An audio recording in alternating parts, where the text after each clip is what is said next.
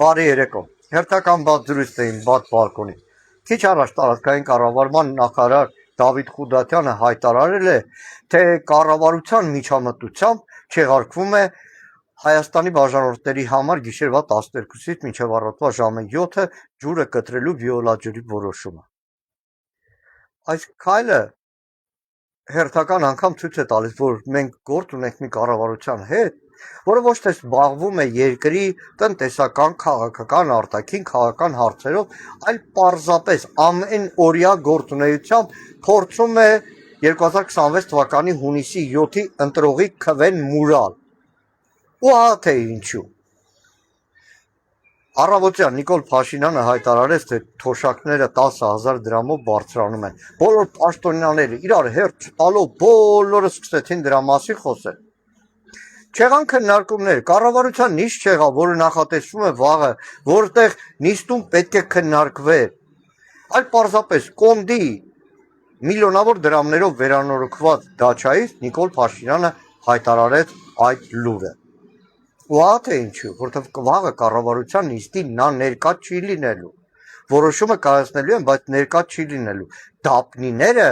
թե տեսեք, մենք թոշակը բարձրացրեցինք, Նիկոլ Փաշինյանը իր վրա չէր վերցնելու։ Դրա համար այսօր մինչև Լեհաստան մեկնելը հայտարարեց թռավ Լեհաստան, բայց քանի որ օրվա ընթացքում մեկ էլ անդրադարձան, որ լսիր,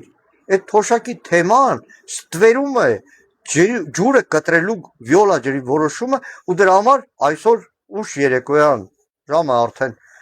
բավականին ուշ է, այս ժամին հայտարարեցին, որ այդ որոշումը չեղարկվում է։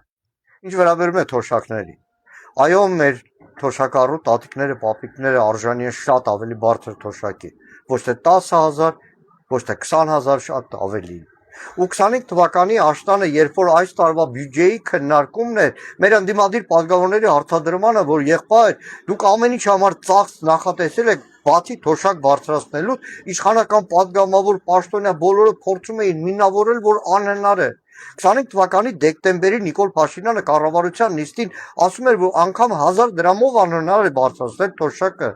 Մի քանի շաբաթ առաջ հարց ու պատասխանին, երբ որ նրանց աչքն էին կողում, որ միլիոնավոր դրամների պաշտոնյաները պարգևավճար են ստացել, Նիկոլ Փաշինյանը սահմաններն անցավ, հայտարարելով, թե թոշակառուին 10,000 դրամ ավելացնելը ինչ է տալու, նա չգիտի ինչպես ծախսել այդ թոշակը։ Բայց այսօր պատահեց անակնկալը, որովհետև ընտրություններն են մոտենում։ Բայց այսօրվա բոլոր այդ հայտարարություններում չեղավ գեթ մեկ պաշտոնյա, որ թոշակը 10,000 դրամով բարձրացնելու մասին լուրը հայտնելուց հետո համեմատության մեջ դնի, թե այդ 10,000 դրամը որքան է համեմատական թոշակառուի նվազագույն զամբյուղին, այն առաջին անհրաժեշտության ապրանքների, որով նա սնվում է, որով նա գոյատևում է, որով նա ապրում է։ Չեղավ մեկը, որ համեմատի,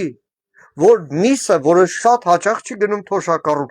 քանի 100 դրամով է ավելացել անցնող տարիներին, մեկ տարվա ընթացքում եւ անցնող տարիներին։ Մակարոնեղեն, որ ամենաշատն է թերևս օգտագործում, ձեթը, որ կենսական անհրաժեշտություն է, ձուն, որ կենսական անհրաժեշտություն է, կարագը, կաթնամթերքը, որ գրեթե ամեն օր, ամեն շաբաթ խանութներում թանկանում է, հացեղենը, որ ամեն օր, ամեն շաբաթ թանկանում է, մարդ մեկ շաբաթում եթե կանգնի խանութում ու ամեն օր հաշվի, թե առաջին անհրաժեշտության ապրանքներից այլ բան չեմ ասում, թե ամեն օր ինչպես է այդ ամենը թանկանում, նոր կհասկանա, թե ուր 10,000 դրամը, ուր թանկացող ապրանքը։ Այսպիսին է այս իշխանությունը, ոչ թե երկրի տնտեսություն, սոցիալական կյանք, անվտանգություն, դիվանագիտություն, պաշտպանություն ու հազար ու մի տեսակ հարցեր, այլ մեկ բան՝ պոպուլիզմ, հանուն 2026 թվականի հունիսի 7-ի խորհրդարանական ընտրությունների։ Իսկ ինչու վիոլա ջուրը այս վիճակում է, դրա մասին առանձին կանդրադառնանք։ Լավ մնացեք, լավ երեկո ձեզ։